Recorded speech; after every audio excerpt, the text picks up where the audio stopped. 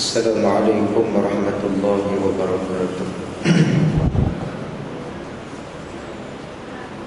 Alhamdulillahilladzi hadana bihadza wa ma kunna linahtadiya laula an hadana Allah.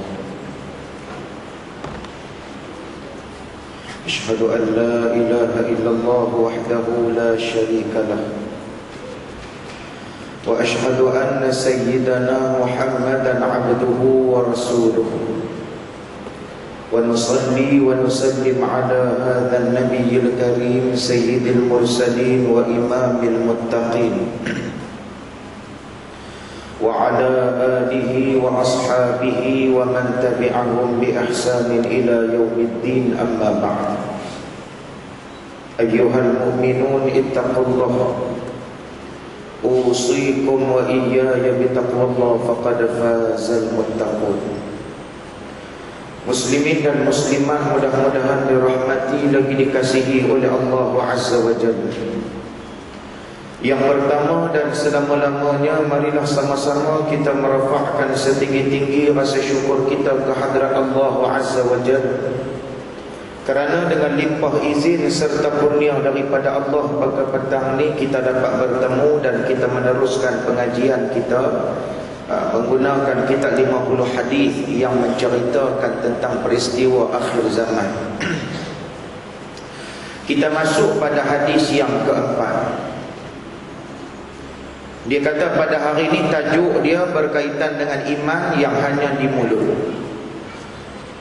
Rasulullah sallallahu alaihi wa alihi wa sahbihi wasallam bersabda, "Sayakhruju qaumun fi akhir zaman ahdathul asnani sufaha'ul ahlam yaqulu min qawli khairil bariyah la yujawizu imanuhum hanadirahum yamruquna minad din kama yamruqus sahmun minar ramyah فَأَيْنَمَا لَقِتُمُوهُمْ فَإِنَّ فِي قَتْلِهِمْ أَجْرًا لِمَنْ قَتَلَهُمْ يَوْمَ الْقِيَامَةِ أو كما قال النبي صلى الله عليه وسلم. Baik, disebutkan kepada kita pada hari ini, kata Nabi sallallahu alaihi wasallam, akhir zaman nanti akan muncul satu kaum di mana kata Nabi sallallahu alaihi wasallam di dalam kumpulan itu yang ada disebutkan sebagai ahdathul asnani sufaha, kumpulan orang-orang muda yang hakikat mereka ini adalah as-sufaha, orang-orang yang bodoh.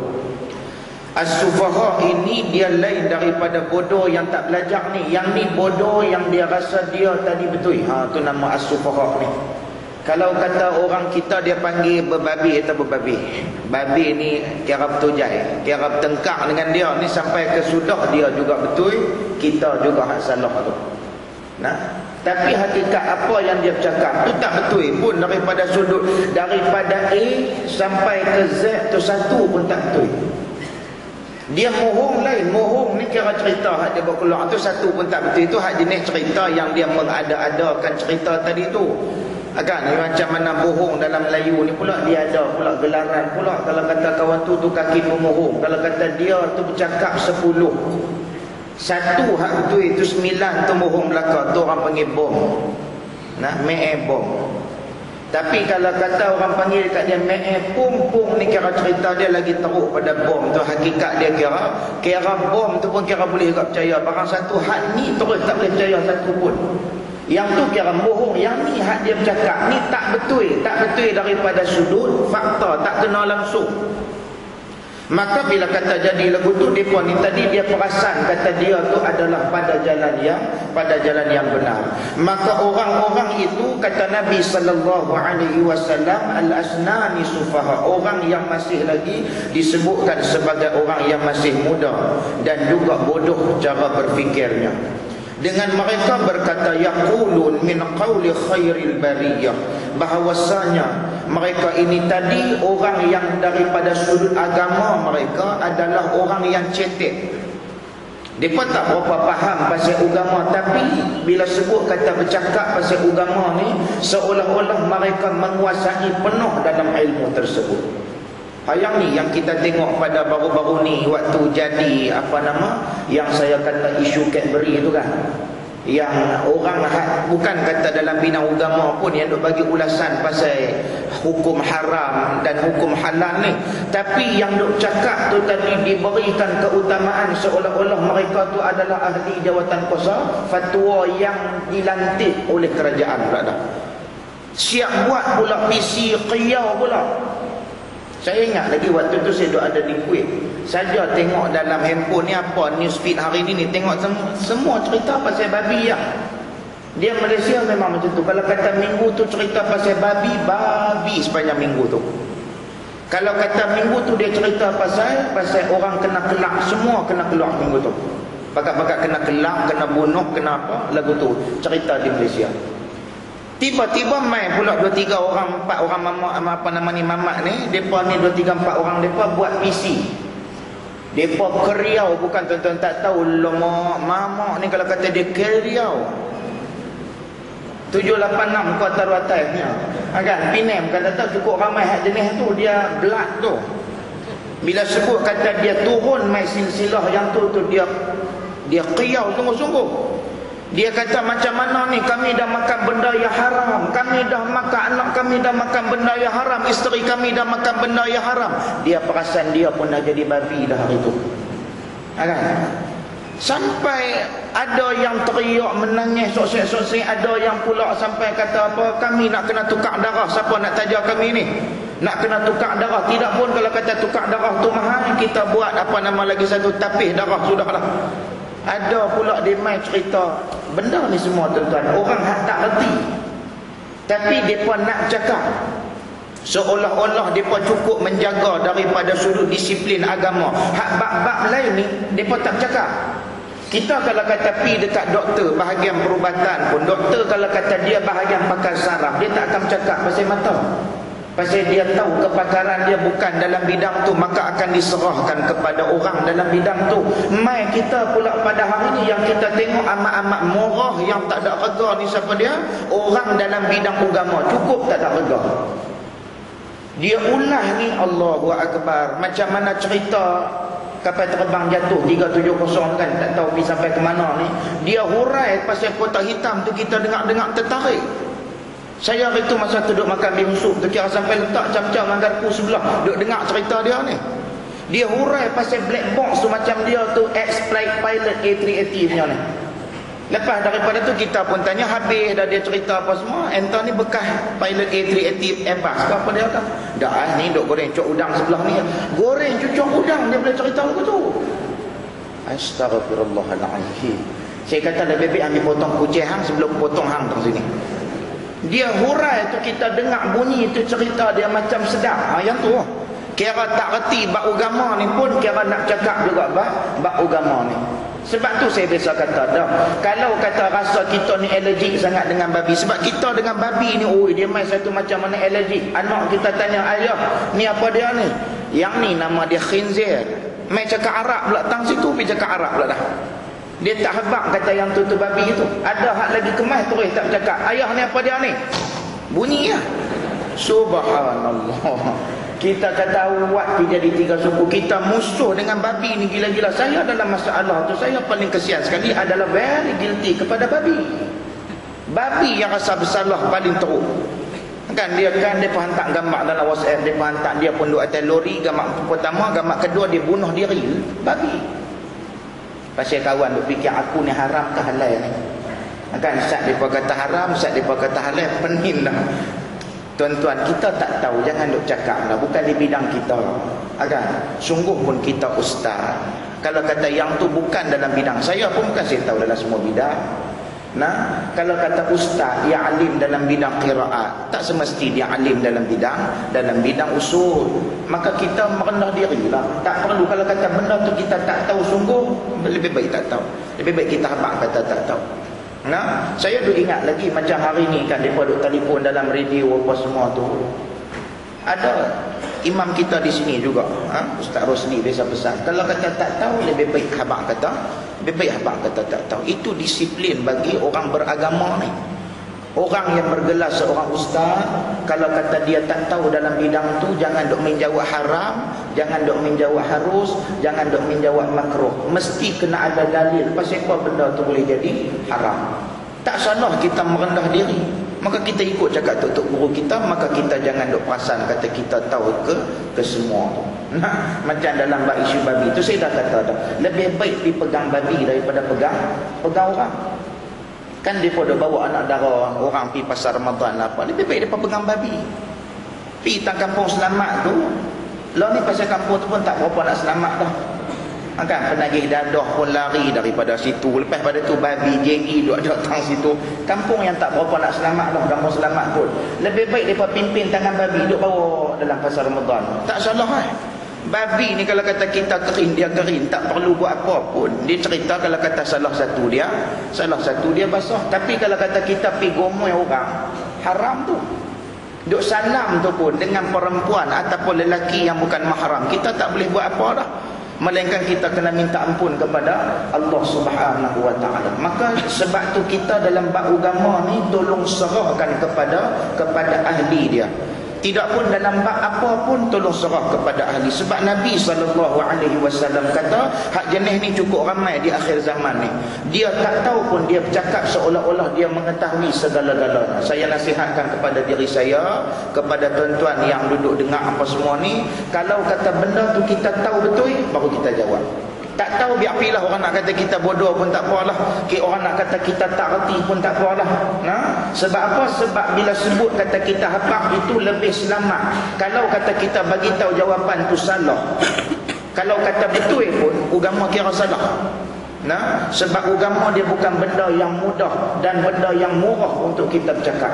Bila sebut kata agama, dia datang daripada Allah, terutama dalam soal syariat. Syariat ini datang daripada Allah Subhanahu wa taala. Maka sebab itu Nabi SAW larang dengan larangan yang keras supaya manusia tadi tidak bercakap dalam bukan bidang dia tadi.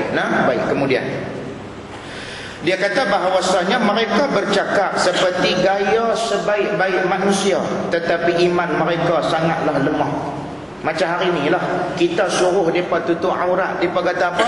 Hak duk pakai tudung tu pun tak betul lagi. Yang duk pakai tudung tu pun, yang duk pergi menjajah sana sini, berlambak-lambak lagi. Kami, walaupun kami tak pakai tudung, hati kami baik. Mereka pakai tudung, mulut mereka jahat, nak buat apa? Nampak tu macam betul juga. Kadang-kadang kena hak tu lebih kepiah longgak ni, dia kata betul juga ada ni kata ni lah. Bila kita pun pergi mengiyakan benda hak dia tu kata, sedangkan yang tu syariat, yang depa ni dok buat ni daripada juzuk diri depa sendiri, itu depa dengan Allah Subhanahu wa taala. Yang syariat yang manusia tak boleh nak ingkar, tak boleh nak lawan, ini adalah perkara yang bersangkutan dengan kewajipan yang disebutkan sebagai hukum apa? Hukum syarak taklifi itu dia ada dua. Hukum wad'i dengan hukum syarak taklifi. Hukum taklifi ni hak lima tu. Hukum wad'i ni dia ada sabit dengan syarat, dia ada sabit dengan mani', apa semua ni saya tak mau bincang yang tu. Yang tu kita kena mengaji lain dalam kuliah maghrib. Yang ni yang saya nak kata ni tentang hukum taklifi tu, hukum yang disebutkan sebagai hukum yang lima tu. Yang kata wajib, yang kata sunat, yang kata harus, yang kata makruh, yang kata haram. Ni lima benda ni. Bila sebut kata lima benda ni, maka inilah hakikat yang kita kena tengok pada diri kita tadi. Benda ni tak akan pernah lari daripada diri kita selagi mana ada nyawa pada diri kita dan kita termasuk dalam kategori mukallaf. Siapa yang akan tolong mencatat bagi diri kita ni? Yang inilah ya Allah Ta'ala kata, idh yatalaqqal mutalaqqiyani 'anil yamini wa 'anil shimali qa'id. Ma yalfidhu min qawlin illa ladaihi raqibun atid, kata Allah. Ni ada dua malaikat yang disebutkan sebagai raqibun atid ataupun disebut juga sebagai kiraman katibin, dua penulis yang mulia. Ya Allah Ta'ala lantik mereka untuk mencatat semua daripada juzuk amalan kita. Maka malaikat ni tadi akan tunggu kita apabila kita saat dilahirkan oleh Allah Subhanahu wa taala. Tuhan takdir kita keluar daripada rahim ibu kita saja, maka pada saat itulah dua malaikat ni akan berada di sisi kita, dan mereka akan mula mencatat pada juzuk kita menjadi mukallaf. Maka apa dia ni? Hukum wajib, sunat, makruh, harus, haram. 5 ni tak boleh lepas. Ni tuan-tuan semayang tadi kan, kita semayang asar tadi ni, hukumnya adalah wajib. Hukumnya adalah wajib. Kita keluar dengan kaki belah kiri sekali lagi daripada masjid, hukumnya adalah sunat. Berdiri atas tangga tu sekali lagi duk fikir nak pergi dekat kereta ni, nak jalan ke nak gulin ke. Dia rasa segan dah nak jalan ni, maka dia pun bergulin pusing pergi sampai ke kereta. Hukumnya adalah harus. Dia pergi dekat kereta sekali lagi dia duk fikir nak masuk kot tingkap ke, nak masuk kot pintu ke, kan? Maka dia duk pening tu nak fikir, tiba-tiba dia pecahkan tingkap dia tadi, dia masuk kot belah tingkap. Maka hukumnya adalah makruh. Pasal apa makruh tak jatuh haram? Pasal tu tingkap dia, kalau kata dia pergi pecah tingkap kereta saya, baru jadi haram.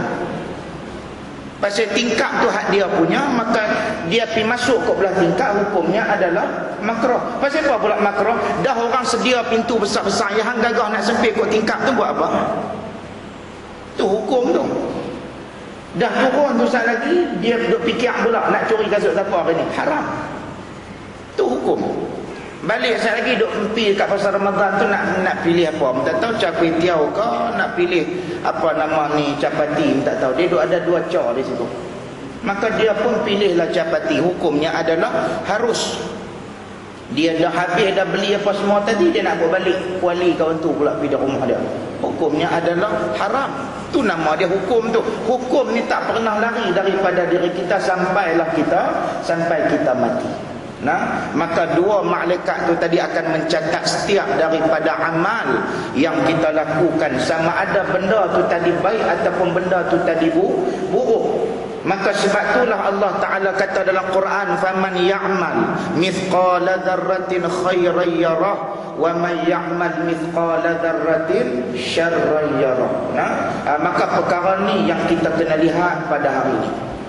Dalam hidup kita, berapa banyak dah amal kebajikan yang telah kita lakukan berbanding dengan amal buruk tadi. Maka mereka ini sebenarnya keluar dari agama seperti keluarnya anak panah daripada busurnya. Di mana sahaja kamu menjumpai mereka sesungguhnya membunuh mereka, mendapat, yakni bahawasanya sesungguhnya membunuh mereka itu mendapatkan ganjaran di hari kiamat nanti. Hadis sahih riwayat daripada Al-Bukhari dan juga Imam Muslim. Baik, dalam syarah kepada hadis ni, kalau kata kita tengok dalam kitab yang lain, dia mengatakan bahawasanya yang disebutkan dibunuhkan di sini bukanlah bunuh daripada sudut secara zahiriah. Nah, ada antaranya Al-Imam Ibn Hazim, dia kata bahawasanya bunuh di sini adalah melalui satunya sifat kebencian yang mendalam kepada sifat mereka yang mempermainkan agama Allah Subhanahu wa taala. Namun begitu ada yang beberapa ulama yang lain lagi yang mengatakan bahawasanya bunuh di sini adalah bunuh yang kita bunuh sendiri dia. Sebab mereka tadi mempermainkan agama Allah Subhanahu wa taala. Kita kena ingat, agama Allah ini adalah suatu agama yang datang daripada Allah dan bukan rekaan daripada juzuk manusia. Sebab tu kalau kata kita lihat beza agama dengan fahaman ni apa dia? Yang paling ketara adalah fahaman ini dia mempunyai pengasas dia sendiri. Fahaman macam mana Buddha, macam mana Sing, dia ada pengasas, ada orang yang mengasaskan fahaman tu tadi. Dia faham macam tu dan dia cari orang dan dia cari pengaruh, lalu dia sebarkan dakwah yang sesat dia tadi sehingga mengumpulkan beberapa jenis manusia. Maka disitulah yang disebutkan orang yang termasuk dalam kumpulan berfahaman dan bukan agama. Agama ini sesuatu yang datang daripada Allah Subhanahu wa taala. Maka bila sebut kata dia datang daripada Allah, Maka perkara inilah yang kita kena lihat, yang kita kena tengok semula pada hari ini, di mana kedudukan agama kita yang sebenar. Kita faham tak konsep agama yang telah dibawa oleh Nabi sallallahu alaihi wasallam. Sebab Allah Taala berfirman bahawasanya Nabi ini bukan kata dia bawa mai fahaman dia sendiri. Wa ma yantiqu 'anil hawa in huwa illa wahyun yuha. Semuanya telah diwahyukan oleh Allah kepada Nabi sallallahu alaihi wasallam. Maka sebab tu siapa yang ragu dengan Nabi sallallahu alaihi wasallam, maka imannya tadi tidak sah. Dengan sebab ajaran ini bukanlah diasaskan oleh Nabi sallallahu alaihi wasallam, tetapi telah pun diberikan oleh Allah. Habis itu Nabi ini sebagai apa? Nabi sebagai pembawa risalah. Nabi semua sebagai penyampai kepada umat manusia agar tidak termasuk dalam kumpulan apa dia? Ghairil maghdubi alaihim waladdallin. Bukan kumpulan al-maghdub, bukan kumpulan yang Allah Ta'ala murka, dan juga bukan daripada kumpulan yang sesat. Maka bila sebut tentang perkara ni, disebutkan oleh Al-Imam Nawawi rahimahullahu ta'ala. Imam Nawawi dia ada bagi beberapa contoh dalam kitab ni, saya tak pasti ada ke tak ada, tapi dalam dalam Biharul Anwar pernah disebutkan bahawasanya manusia yang jenis sifat dia macam dalam hadis ni antaranya adalah kahin ataupun arraf, orang yang menggunakan khidmat jin, yang bersahabat mereka ini, yang menjadikan jin itu sebagai khadam mereka. Sebab tu Nabi sallallahu alaihi wasallam kata man ata arrafan au kahinan, wa fi riwayatin, dalam riwayat yang lain Nabi kata man ata kahinan au arrafan. Tapi dalam satu riwayat yang lain Nabi kata man ata arrafan lam tuqbal lahu salat arba'ina yawman, maka tak akan diterima sembahyang kamu tadi selama berapa? 40 hari di sisi Allah Subhanahu wa taala. Dia bertanya, dia jumpa tu tadi fasa'alahu 'ani syai', dia bertanya sesuatu kepada kawan tu dan dia percaya bulat-bulat apa yang kawan tu kata. Sedangkan dia tu tadi menggunakan khidmat jin. Sebab tu saya kata dah, kalau kata perubatan Islam maaf muskilah, kalau kata selagi mana dia menggunakan ayat Al-Quran. Sebab hari ini tuan-tuan kena faham lah, perubatan Islam pun amat-amat banyak pada hari ini. Kalau kata macam Darus Syifa, tak perlu ragu lagi dah. Sebab yang duduk dalam tu kesemuanya boleh katakan daripada juzuk orang-orang yang berkemahiran dalam bidang tu. Antaranya Al-Hafiz cukup ramai, ustaz-ustaz kita pun cukup ramai. Tak apa, yang ni cerita kadang-kadang kita pun tak tahu. Dia baca ayat Quran tu tenggelam timbul, dia mumble kadang-kadang tak tahu apa dia kata. Yang duk bunyi pun a'udzubillah dengan bismillah. Kita pipi dekat dia tu a'udzubillah minasyaitanir rajim, bismillahirrahmanirrahim.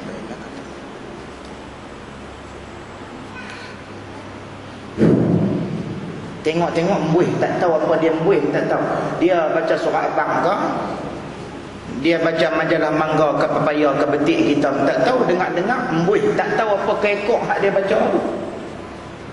Antara syarat kalau kata kita nak jumpa dengan dengan orang yang disebutkan sebagai tabib ataupun orang yang menjadi doktor nak sembuhkan penyakit seseorang ni tadi, sama ada perubatan Islam ke apakah, dia mesti salah satu, dia mesti menggunakan ayat Al-Quran. Tapi tuan-tuan kena jaga nak, ada orang yang kadang-kadang depa mulakan kepala ayat tadi dengan ayat Quran, tengah tu ayat jampi depa bahasa Arab tu, lepas tu ditutup dengan ayat Quran. Kita tak tahu, kita dok baca. Sebab tu kalau kata dah berubat ke apa-apa, tolong jumpa dengan ustaz-ustaz kita di sini cukup ramai duk ada, tanya ni doa apa ni. Jangan duk main saja. Kita ni saya kata doa baca sampai tak tahu kepala ekor doa apa. Doa minta sinar untuk kita tak tahu. Maka sebab tu siapa-siapa yang pi jumpa dengan arraf ni, siapa dia? Orang yang boleh mengkhabarkan sesuatu yang akan datang. Minta maaf, sesuatu yang telah berlalu. Kahin ni orang yang akan datang. Kahin ni dia tengok tapak tangan kita, dia tengok ada tik lalat. Oi, nak kaya ni, kita balik-balik tu punya seronok lah, punya nak jadi kaya lah. Tengok ada apa-apa ke dana dekat 20 tahun lagi ada, tak kaya-kaya pun. Kan, dok percaya dekat kahin tu tukang tilik. Yang kata arraf ni dia bagi tahu benda yang telah pun berlalu. Motor kita hilang di masjid ni, kita pergi jumpa dengan dia. Pakcik tolong saya tengok sat motor ni tang mana. Dia kata bila hilang? Baru duk ada lebih kurang dalam 15 minit lah, betul lah saya keluar-keluar pada masjid tengok-tengok hilang dah. Tak ada duk ada kok ni lah, kok belah nama Pulau Pinang ni lagi ni. Pasal apa yang dia boleh tahu? Pasal dia pun tahu bajet. Kalau kata kawan tu dia tanya saya siap dah kita naik motor. Motor apa? Kalau kata naik C70 takkan setengah 15 minit boleh sampai Parit Bintang pun. Dia pun tahu dah, dia patah kita punya pemikiran kita tu tadi. Lagu tu ya. Kan? Dia bajet saya siap 15 minit dengan motor motor apa? Dia baca-baca api, kira lebih-lebih kurang dari 15 minit duk ada dalam Pulau Pinang. Pulau Pinang ni luas tak ceruk mana yang duk ada ni. Dia kata duk ada tak jauh kepala batas kita juga ni. Kita rasa lagi confident pasal duk makin dekat dah. Kepala batas kita ni tang mana ni? Duk ada belakang rumah kedai. Yang tu yang saya boleh hafal tak kat tu ya. Kita pun telefon dekat kawan-kawan ni Haji. Tolong Ustaz depa abang kata duk ada belakang rumah kedai. Punya banyak rumah kedai di kepala batas nak cari tang mana ni. Tapi main dengan Tok Bomo ni orang percaya. Tok Bomo ni dia teka-teka kena betul ke dia. Pasal dia gunakan khidmat jin tadi ni. Maka janji Nabi SAW, lam tuqballahu salata arba'ina yawman. Dia jumpa, dia tanya sesuatu, dah tanya tu pula lagi, dia percaya pula, dia percaya tu pula bulat-bulat apa hak orang tua tu kata, dia ambil buh dalam diri dia. Maka itu juga mengundang kepada salatnya tak diterima di sisi Allah Subhanahu wa taala.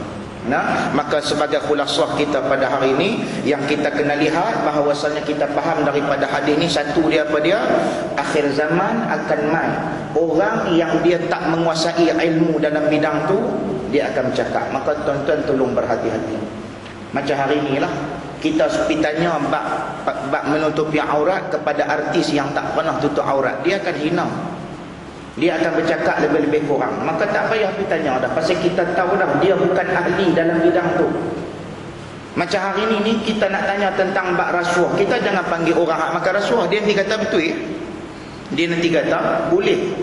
Tapi kita kena panggil orang yang tak pernah makan rasuah tadi. Sebab kita pada hari ini kita nilai orang tadi berdasarkan kepada pangkat dan kedudukan dia. Kita tak pernah tengok daripada sudut apa akidah yang dia berpegang tadi. Maka yang pertama sekali, akhir zaman akan mai satu kumpulan yang mana mereka tak faham dalam bidang tu, tapi mereka akan berusaha buat-buat bagi mereka faham. Yang kedua, mereka akan ada satu lagi kumpulan yang dia akan bagi tahu kepada orang, dia akan jawab semua soalan yang ditanya. Untuk apa? Untuk dia dipuji. Sebab apa? Sebab orang akan kata, dia tu pandai sungguh. Tanya soalan apa pun boleh ke dia. Hampa pilah tanya apa pun soalan ke dia. InsyaAllah dia boleh nak bagi orang puji dia tadi. Nah, maka inilah dua perkara yang kita lihat pada hari ini, bahawasanya kata Nabi SAW, ini juga petanda kepada umat sedang berada di akhir zaman. Sebab di zaman Nabi SAW, orang pernah tanya kepada Sayyidina Umar tentang persoalan mawaris. Ada beberapa persoalan, antaranya kes Umariyatain dalam bab mawaris. Tapi dia tidak menjawab sehinggalah ada satu ketika itu dia mendapat satu kaedah. Maka perkara ini kita akan bincang dengan lebih panjang, bahawasanya apa dia, umat sendiri pun tak berani menjawab sekiranya bukan dalam bidang dia.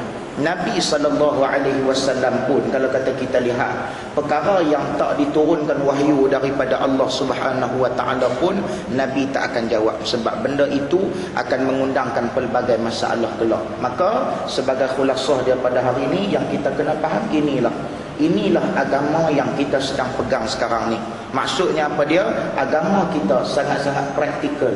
Dia bukan berdasarkan kepada wahyu, dia bukan kata berdasarkan kepada nafsu, tetapi dia bersumberkan kepada wahyu daripada Allah Subhanahu wa taala. Maksudnya nak jawab haram ataupun halal ataupun harus ataupun makruh ataupun wajib itu tadi bukan bergantung kepada ikut suka ustaz, tetapi dia bergantung kepada ilmu dan wahyu yang telah ditinggalkan oleh Nabi sallallahu alaihi wasallam. Mudah-mudahan memberikan manfaat kepada kita insya-Allah.